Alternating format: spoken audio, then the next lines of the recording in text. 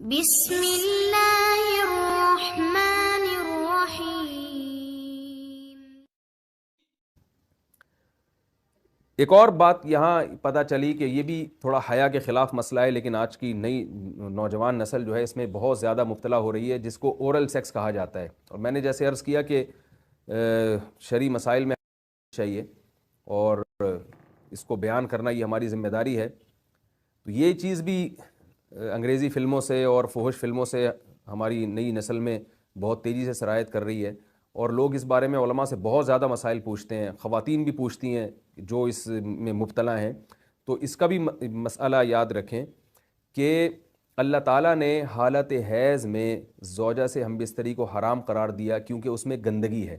باپ دیکھیں کہ وہ گندگی اس درجے کی نہیں ہے جتنی اورل سیکس میں گندگی ہوتی ہے۔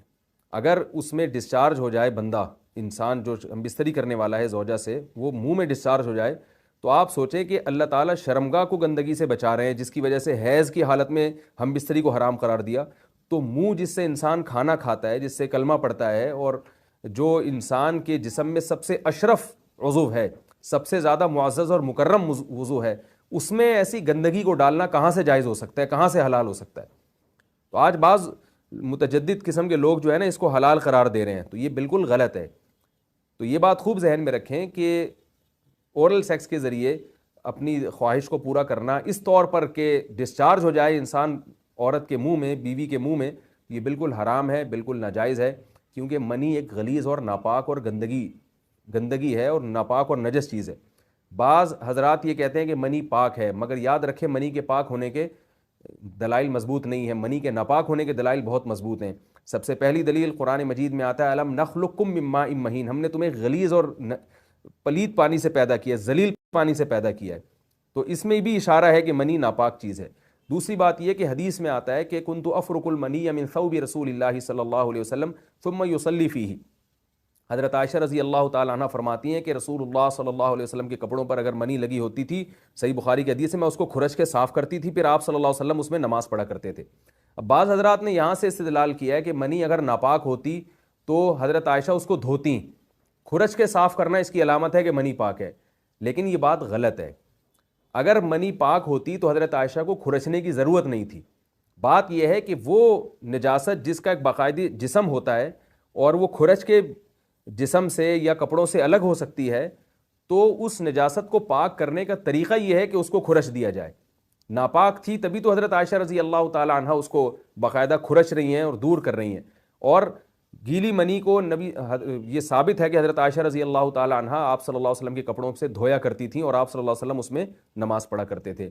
حضرت عمر رضی اللہ تعالی عنہ کے دور میں کسی شخص کو احتلام ہوا تو اس نے اپنے پورے جو ہے نا وہ کپڑے دھوئے، تو حضرت عمر نے اس کو منع کیا، فرمایا کہ اتنا کافی تھا کہ اس جگہ کو تم دھو لیتے۔